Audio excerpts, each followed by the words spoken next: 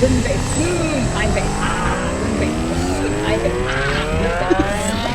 And it gets your face like warmed up. Super serious. Where nothing fun or funny ever happens.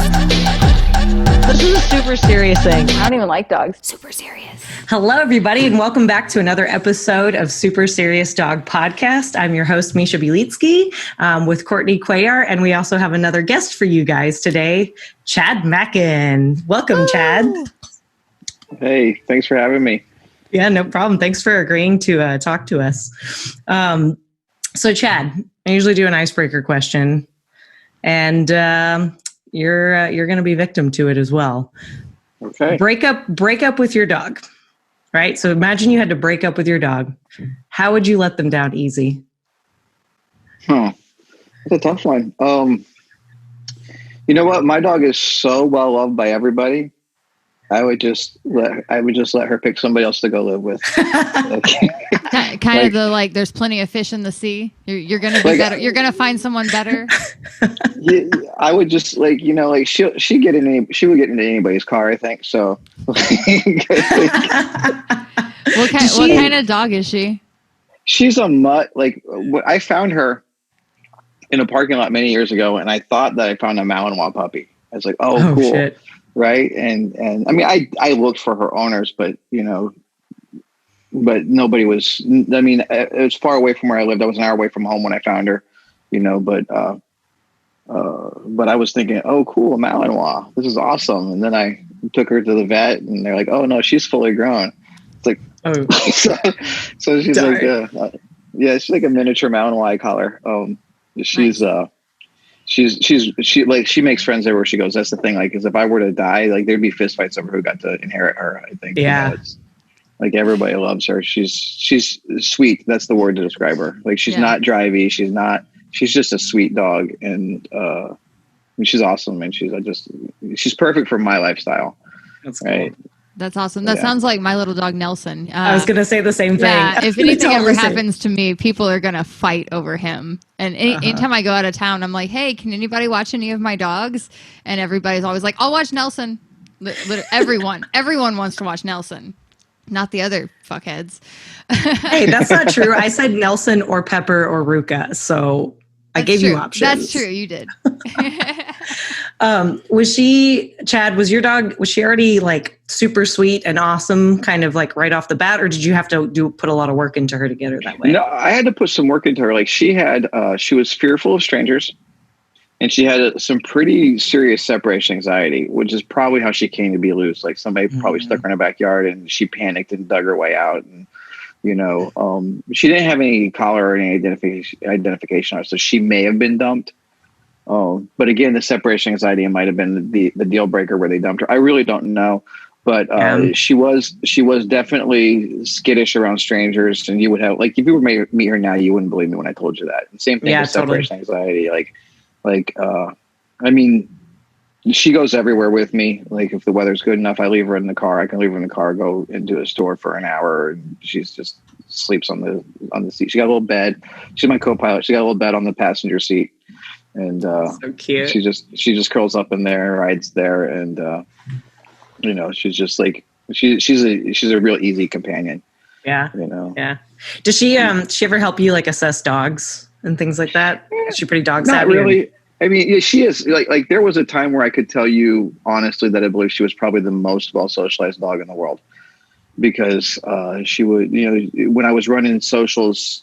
When I was still in Texas, I was running socials every week, and several a week, 3 or 4 a week, and there were different groups. Because it was a lot of places do socials. Dick Russell, he would have a Saturday morning social, and everybody came. Right, mine were after my group classes, so I had one Saturday social, which was a pretty steady group, but I had Tuesdays and Thursday nights, which were after the group classes. So pretty much every 9 weeks or so, we got a new batch of dogs in that group. Right. And so she met a lot more new dogs than most dogs would who are doing socials. Right. So, then when I moved to Illinois, she didn't come to work with me every day.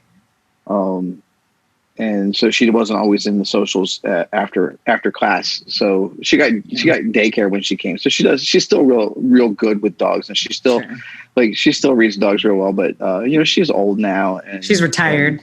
Yeah. And I never I'm very impressed with her ability to de-escalate situations, and also with her ability to defend herself, to defend her space without creating chaos. Like she can say, "Hey, back the fuck up," without another dog going, "Hey, that was wrong." I've never seen her start a fight. I've never seen her, she's a fair communicator. Like she gets her point across and doesn't take it too far. Yeah. And I've seen another dog that was maybe her equal at that, but he was real over the top. But he would do this thing where he would come into another dog's space real assertively, but he'd offer a lot of appeasement behaviors while he did that. He'd lower his head and kind of bow his body a little bit, but he would come in like a bat out of hell.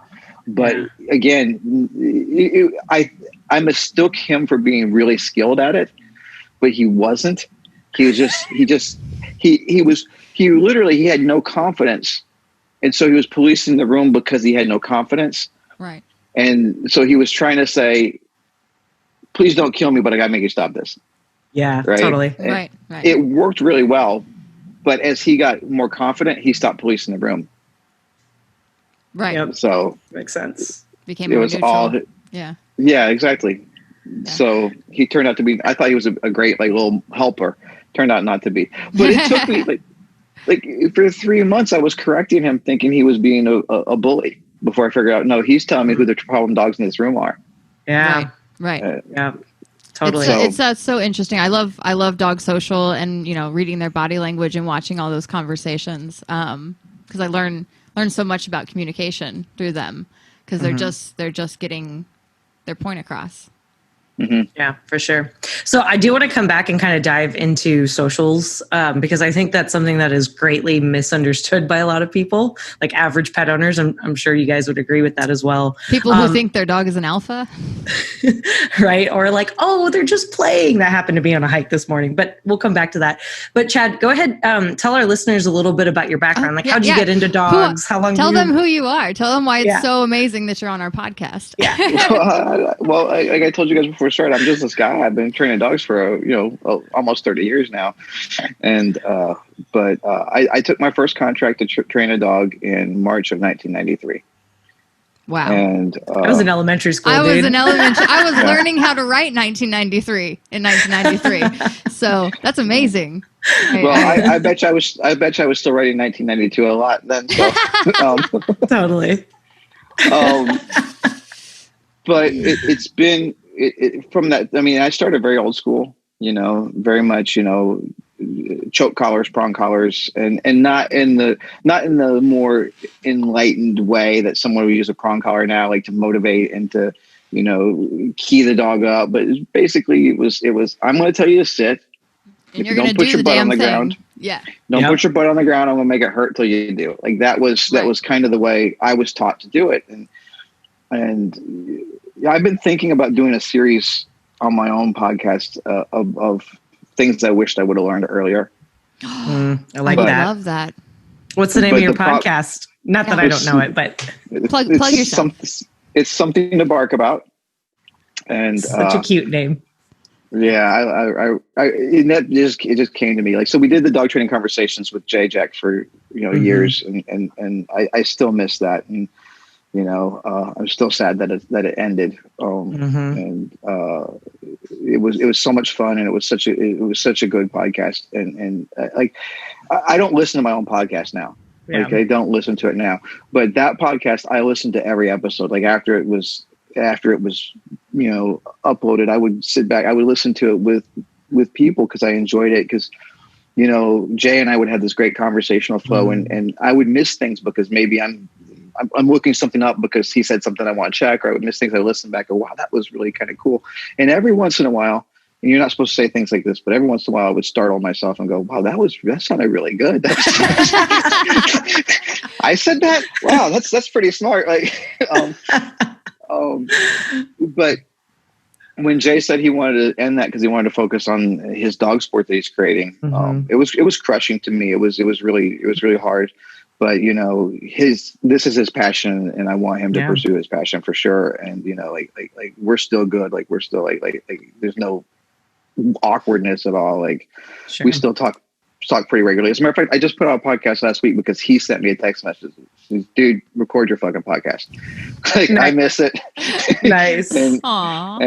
and so it's like I've been kind of like I haven't been doing much lately. I've been working a lot. Like there's been a lot going on in my world, a lot of training wise, and I'm developing a lot of cool things right now. Yeah. But I kind of stepped away from the limelight a little bit. Right. Totally. I've just been putting my head down and working with my dogs right now. There's so many voices now in the dog world. Mm-hmm. There's so many voices, and there's so many good voices. Like there's a lot of people that everybody should be listening to, and there's a lot of people that nobody should be listening to, but I'll stay away from that side of it. There's so many good voices out there for people to be listening to. At some point in time, you feel like you start to go, am I really, is my voice really that necessary? Is my voice really that important with all these other great voices out there? It's so cool that Ivan is now being, putting his stuff out there in a more public way. Yep. And like if people can go listen to Ivan or listen to me, like they don't need to be listening to me. I don't know, Chad. Your stuff has been pretty impactful, and I know this because not only have I seen plenty of your stuff in my learning process, but I've been working with dogs in front of other trainers, and they've been like, "Oh, did you learn that from Chad Mackin?" And honestly, I didn't learn it from you, but they know who you are, and they identified whatever technique I was doing as the Chad Mackin way, and it was really cute for that to happen. Good job. Yeah. You just kind of made my day, because I will tell you something. I have in my most lucid moments, when I'm at my best self and somebody asks me how I will know I've succeeded in this industry, or what my goal would be, like I've always said that I'd like to walk into a dog training facility in 20, I always say 20 years, whatever it is. 20 years ago, I would have said 20 years ago. Now I'll still say 20 years, but I'd like to walk into a dog training facility in 20 years and see some kid working with a dog doing my stuff. And I go, where did you learn that? He goes, what do you mean? It's just how you do it. Right. Yeah. Absolutely. When your stuff becomes ubiquitous with dog training, as opposed to this is, Chad's way or Jay's way or Bart's way or Ivan's way. The way that works. Right. Yeah. And that's like, I've been thinking a lot. Oh, guys, you guys got me already getting me on rabbit holes. We love rabbit holes. I've been thinking a lot today about how fundamentally egotistical dog training is, like at its very base, right? I've been aware of this for a long time, but I've always said it, like dog trainers are control freaks by nature. That's what gets us into we choose a career where we get to create situations where other beings do our bidding. That is what we choose to do for a living. That is a very control freak behavior. And so I got a lot of stuff I'm working on right now, and I'm really excited about it. I don't want to give away too much about it because it's not ready for dispersal yet.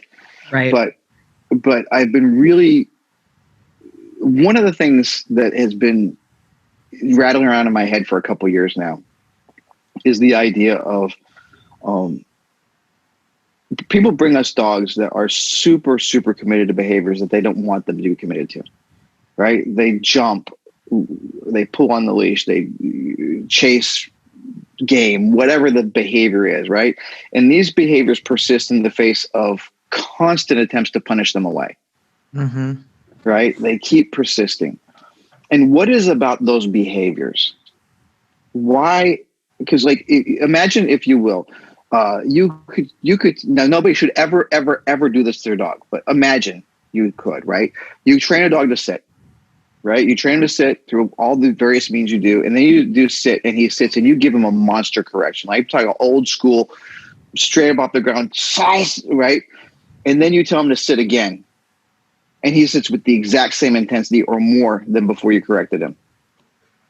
Like you can't do that, but owners do that all the time. Mhm. Right. Dog jumps up and they give the hardest correction they can, and the dog doesn't even slow down, does it right again right away, right? Where does that come from? Where does that come from? Where is that intensity or that commitment come from? So a couple of things that I figured out real quickly. Number one, there's got to be a repeatable pattern, a recognizable pattern that repeats consistently enough the dog can learn it, right? All learning is pattern recognition, right? The next thing about that is that pattern has to be relevant to the dog. It has to matter. The outcome has to matter. That's why your dog doesn't care if you go grab a towel and go into the bathroom, but if you grab a dog towel and go into the bathroom, they know something's up, right? Like that pattern is relevant to them. Another thing is that there has to be some degree of scarcity to the event, right? Right. It has to happen. It has to have like if it happens all day, every day. A dog who lives in a house where people are literally in and out all day long doesn't jump on all the people. Yeah. Right, exactly. It's got to be sort of a special event.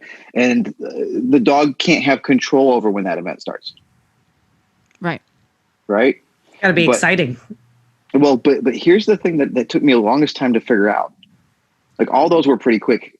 Like I just started, but this is the one. All of those things are the dog's idea first. Nobody tells the dog, jump up on me. He jumps up and then people reward it inadvertently. And he goes, oh, that was a good idea. And they take ownership of it because it was their idea. Right. And I posted something today on Facebook that said it's much easier to convince a dog that he's right than to convince him that you're right. Right. Yep. And that's where I'm headed, is setting up training scenarios where I'm convincing the dog, where the dog's getting the idea and I'm just going, hey, that was a great idea. Yeah. He's like, yeah, that's right. I am really smart. Yeah. Oh my God. It's like a fluid shaping or something, you know? Yes. Like a more fluid on the go as things arise. You capitalize on moments that present themselves to you, and then you just reward the shit out of the dog in whatever way is meaningful. There's a whole lot of stuff that's going into this, and it's all been very organic. Yeah. And so as a matter of fact, I described it to somebody the other night as it's like shaping, but for known behaviors. Yeah. Because I'm not teaching this way. This is like, I'm using less pressure to proof, and I'm getting more faster results by using less pressure to proof. Like it's really cool what's going on. And it's all formed organically, but I recognize it because I've been kicking this around in my head for a long time. Is the dog's idea is the one he's going to buy into the most. Like, yes. So if my, oh my gosh. Sorry, I've been thinking, like, I haven't had the words, but like in the occasional lesson, I have been able to spit out the words and then like not remember them after I leave the lesson and be like, I think I was really onto something, but you know how dog trainer brains are, and you're like, okay, but now I have to, and blah, you know. But yeah, like you explaining it, I'm like, yeah, that, like if it's the dog's idea, it sticks so much better. And if you can just kind of work those situations and then make it the dog's idea and then reward that, the dog's like, yeah, of course, this is what I'm going to do. So let me tell you how this came to be, and this will kind of give me an idea where I'm pointed. Like, because I do intend to start putting out real content on this, and one of the things is because of the virtual program that we're doing right now. Our virtual program is different from other people. Like, this is the first time I've done a Zoom. I don't do Skype lessons. I don't do Zoom. Like, and by the way, as a compliment, I've avoided Zoom because of privacy and security issues, and I plan on deleting it as soon as I get off this call with you guys. But I don't blame you at all. We have been through some issues, and my husband is like on his toes to make sure that like everything is shipshape, because he's very particular about that kind of stuff as well. Yeah. So, but what we do is dogs are dropped off in the morning. They come in, they get daycare. Dogs are social, get daycare, but we train them, right? We train them during the day, but the owners aren't there. But it's like a private lesson because I set up my iPad on a tripod in the corner, and I bought a wide angle lens for it. Nice, right? And then I teach to the camera, like the owner's there, right? I just go through the whole lesson. And so what this is as I'm developing this stuff, I'm giving a narration. Like, I'm giving a narration of everything I'm doing and why I'm doing it. And a lot of times I'm flying by the seat of my pants. A lot of times I'm experimenting on the fly. Like, what happens if I do this? Let's see. But so I'm I'm recording. I can go back and look at the recordings of what I said about this before, and I'm also taking a lot more notes than I've ever taken in my life about what happened in the session, what I like and what I don't like. And that's because I'm old and my brain is getting all fucked up and I forget shit. No, it's a great idea because, like, honestly, when I had like very strict lesson plans to follow and certain things I just had to cover with every client, no matter what, with some exceptions, like it was fine. And now I'm kind of finding myself like, well, I'm kind of making everything up as I go, or only doing the things that are pertinent to the clients and that's in front of me. And like, honestly, when you showed me that picture, when we were chatting the other day of like what you had come up with that day, like your notes, I was like, man, that's a great idea. And I just took the spiral out of the room so I could have like a clean desk before this. But I like went and dug up a spiral and I started doing the same thing. Cause like, I've forced myself to be more like better at taking notes digitally on Drive. So then I have it for, so I can manipulate it and send it to clients more easily. I don't have to retype it, but like there's something about writing with pen and paper that like my brain just clicks so much better. There's actually science behind that. Right. I was going to say the same thing. Yeah. Right. Writing it down matters. Yeah. That's why why I make lists and I write down goals and you write down steps towards goals because it makes it real and it makes it in your brain for real. Mm-hmm. It's been a journey for me because like as far as that goes, I have actually been very, very consciously working on my penmanship because because if I had taken that picture of that page that I sent you before, like you wouldn't have been able to read it. Like, and every day I'm assessing and I get mad when I make a sloppily formed letter. I go, oh, that sucks. And I'm really trying to incorporate the concepts of deep practice into my penmanship. Mm-hmm. And I'm starting to be a point where I'm actually kind of proud of my writing. Today I was writing, well, that looks good. That looks really good. But yeah, there is an encoding that happens more when you write by hand than because you're translating the letters physically each time as opposed to just pressing a keystroke, right? There is a lot of science behind it. But the thing I wanted to say was and this is what started it. That what I sent you is what started it. So I'm working with this American bulldog named Sully, and Sully is deaf. Okay. And so I love the Ecollars as a tool. I don't do it with most dogs. Like it's not my favorite tool. And there's a lot of reasons for that I'm not going to really go into it. But I'm certainly not anti-Ecollar in any sense of the word. Like not even a little bit. I think it's a great tool. But obviously for the deaf dog, Ecollar makes a lot of sense, right? So I can communicate with him when he's not looking at me and things like that. Real quick, why is that, Chad? For our listeners who may not, why is an e-collar a good tool for a deaf dog? Well, because I can get his attention with a tactile cue when he's not looking at me. Training a deaf dog to a large extent is no different than training a hearing dog, right? Like I remember one time I had a young employee named Jared, and he was learning to be a trainer, and he had a lot of skill. He eventually went into IT where he could make real money. But he had a lot of skill. He had the potential to be a really good trainer, and I was really disappointed to see him, go somewhere else. But he was good at IT too. Like he loved that too. It wasn't like he left one passion for another. He had a passion for both, and he went to the passion where he had the shortest route to security. He was just married. That's not dog training for sure. No. Right. There's no short route to riches in dog training. Right. Well, no ethical ones. Exactly. Right. That was so implied. For us, there's not one. Yeah. But Jared had his first deaf dog. Like I gave him, one of the dogs came in, it was deaf, and I'm go train this dog. I can't remember that dog's name now. That makes me sad. That makes me sad too when I can't remember a dog's name or a person's name, but more so dog names. I forget people's names all the time. Yeah. But I can remember. I can picture the dog. I could see him in my head. He was an Aussie, and he was deaf. Which a deaf Aussie, what are the odds, right?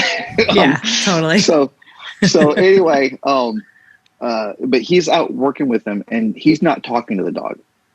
He's not talking to him. He's working with the dog. I told him train it just like you would another dog, but he's not talking. And I'm watching him. And after about 10 minutes, Jared talked to the fucking dog. He goes, but he can't hear. I said, but your lack of language is changing your mannerisms. Like you don't realize how much what you do is in what you say. So just talk to him like he can hear you. Assume he can hear you. Right. So you don't change much. Like the reason people get in trouble with deaf dogs is they change everything because they think the dog is deaf. Right.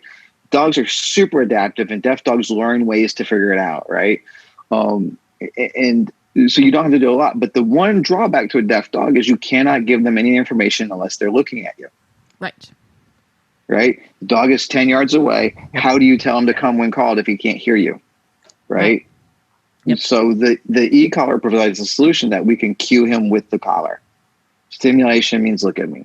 Right. So and that's super, super valuable. Like that, like, even if they succeeded in banning e-collars, I would like to think someone would allow for an exception for deaf dogs.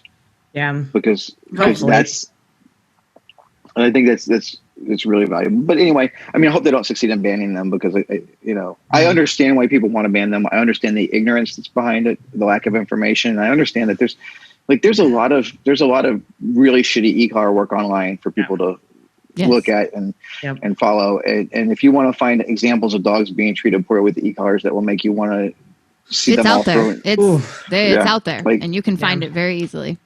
Yeah. And sometimes, honestly, guys, sometimes I feel that way when I see some of those videos. I said, maybe it would be better if we just outlawed them, like, because I can train without them. Yeah. You know, and I mean, I don't really believe that, but there's parts where just the mountain that we have to climb to overcome the ease at which somebody who's got a terrible read on dogs and no empathy for the dog can make themselves look like a rock star by just saying, fuck you, do it, or I'm going to make it hurt.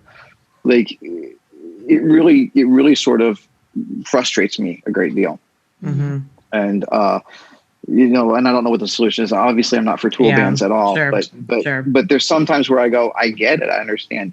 No, but I'm with you. Same. Like sometimes I'm like, maybe we should, it would suck a lot. It would limit a lot of dogs' lives. I think a lot of dogs would get put down, but maybe there'd be less assholes, but I don't think the assholes go away when you ban the tools. Yeah, they'll just find other ways to be assholes, right? So let's go back to Sully. Tell us about Sully, who you're training right now. Yeah, so Sully came in for the virtual program that I just described, and he had to take a break for some reason. Like there was like a 2-week break where I didn't get to work with him, and then when he came back, I saw him with new eyes.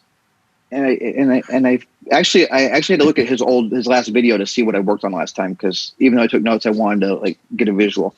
And I looked at the video, and I realized he didn't really understand the collar based on the video I had done. Like he was kind of guessing at it, but there was no confidence in his movement. And I kind of kicked myself because I didn't know how I'd missed that in real time. But going back in the video, I was like, he's not where I thought he was. So I told his owner, listen, I'm going to start over the condition of the collar from scratch.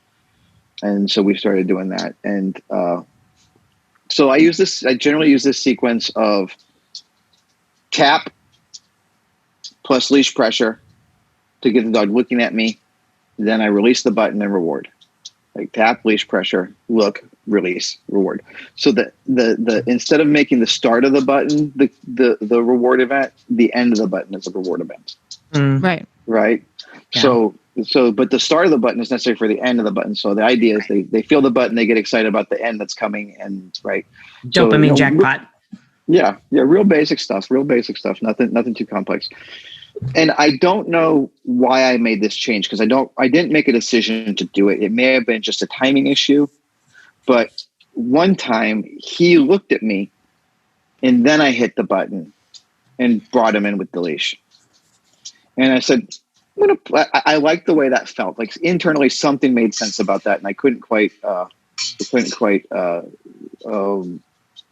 me take her collar off. I don't know if you can hear that, but she's, it's a little jangly. It's not too bad, but I can hear it. Well, she's looking for dinner, and and her food bowl is empty, and she's got a really heavy tag.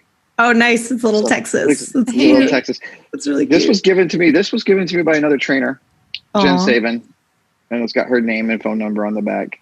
That's cute. So Now we have your number. Yeah. No, I'm just kidding. I think I already have your number anyway, so it doesn't matter. No, you could have asked for it. I would have given it to you. Like I know you well enough to share my number with you. Like I'm not like a phone number snob.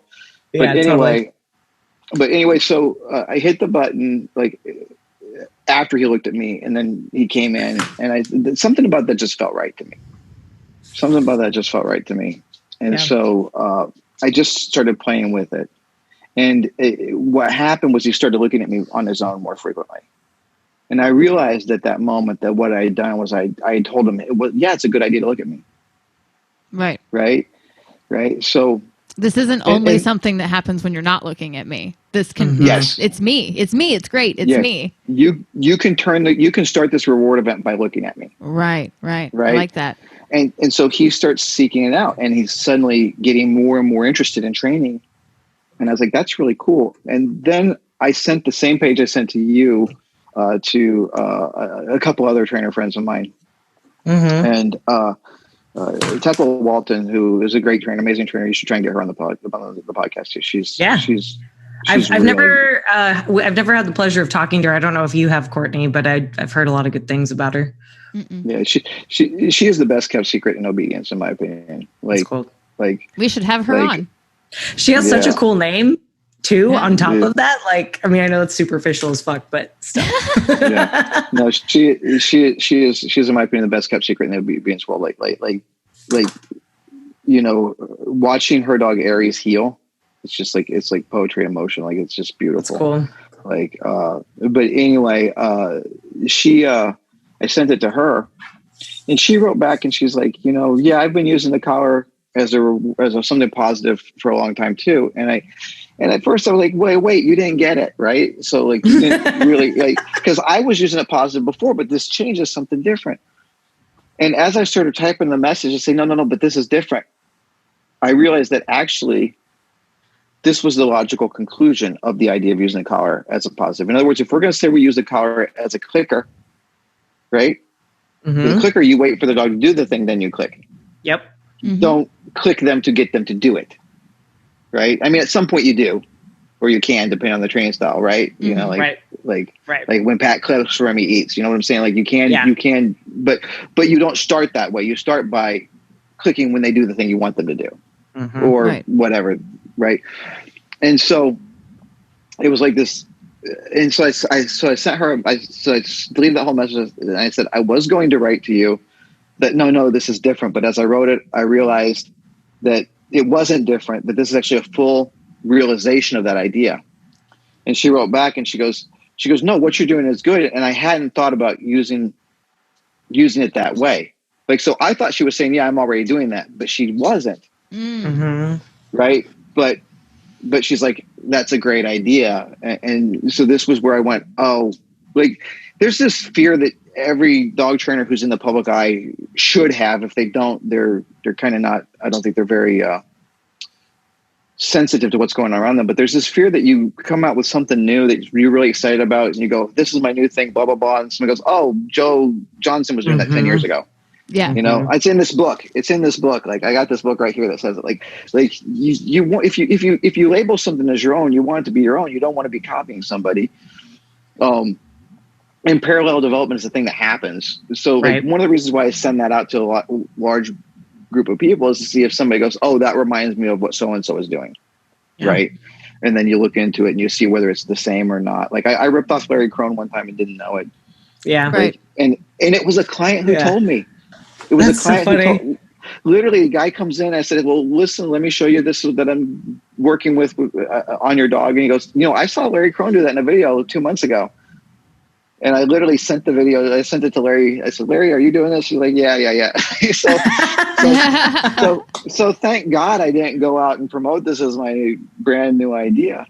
But that's another thing too, is because I am in the public eye so much, because I do have so much content that people follow. I really don't spend a lot of time looking at other people's work, because I don't want to be like authors don't read manuscripts.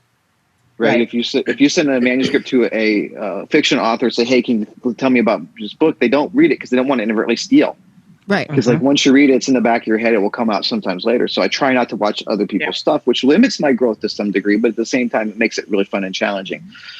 Like I do watch some stuff, don't get me wrong, but I'm very particular about what I watch and like I don't just like I tend to scroll past other people's dog training videos. Yeah, to be 100% honest, I watched more of your stuff after someone asked me if I was doing it the Chad Mackin way than I had before, because I hadn't seen. I think it was teaching a dog leave it or something like that. I hadn't seen the way you taught that, but I found a way to teach it that I thought worked well. And I don't know what influence. I mean, I've been collecting information from other dog trainers and working with dogs for like 10 years, so. I don't know. I just learned that was a good way to do it. But then when they brought you up, I was like, oh, I've heard of that guy, and then I looked at more of your videos and I was like, oh yeah, he's a good trainer. This is cool. I appreciate that. Yeah. It's very weird because we all suffer from imposter syndrome a little bit. I think. Oh yes. I'm crippled by it sometimes. I have taught United States, Canada, UK, Australia. I mean, I've been flown literally all over the world to teach people how I do things. And when I was in the UK, I had people come from Poland, Belgium, Spain. I had a guy fly when I did a workshop here in Chicago way back, like 2009. I had a guy fly in from Ireland. Yeah. Wow. Just for that workshop and then fly back home. Like he came in like Thursday, left Monday morning. Like he just came in for the 2-day workshop. And, and I've had shadow students come from Australia and Slovenia. I had a shadow student come from Slovenia. That's cool. So like I have arrived. Like I am. Right? You're there. You did it. People know you, man. But I still a lot of times feel like I'm just some guy who's making shit up as he goes. Right. But the truth is everybody is. Yeah, I was going to say that's kind of what it feels like, right? Ivan's a guy who's making up shit as he goes. Right. Right? Like it's not like somebody handed Ivan some holy scroll from on high and he's just disseminating it. Like he's just figuring shit out as he goes and he's just really good at it. Yeah. All the big names, like, and I'm not, and please don't get me wrong. I'm not putting myself in Ivan's category in any way, shape or form. Like there's a tier of superstars and I don't belong in that tier. Like he's the arena band and I'm like the touring club band. You're the guy who gets to go on tour with the headliner. Does that make me like the person playing in the subway? Like,